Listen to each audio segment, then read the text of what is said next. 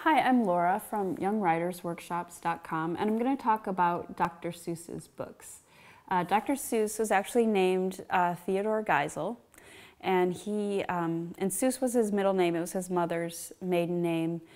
He wasn't an actual doctor. He actually did the majority of his PhD, but never finished it, and so people think that his pen name is a reference to his, his father's ambition for him to become a doctor.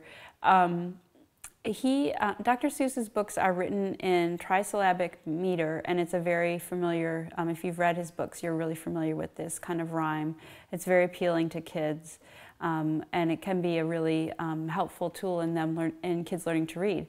Dr. Seuss has a series of I Can Read books, beginner books, and this was actually a result of a story on illiteracy that was in Life magazine in the 50s that really got people's attention about how there are lots of children that weren't learning to read.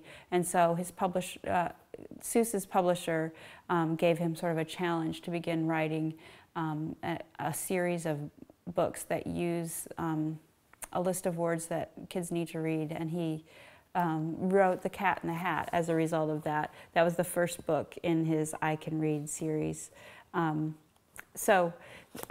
This book, along with many others that are very familiar, are good tools for kids learning to read. Many of his other books have moral lessons.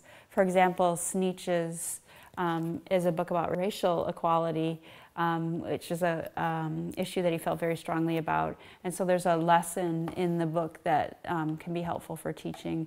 Many of his other books have an environmental or anti-materialistic theme as well. So there's more to the Dr. Seuss books than just fun entertainment, and it can be a great resource for teachers and for parents helping their kids to learn.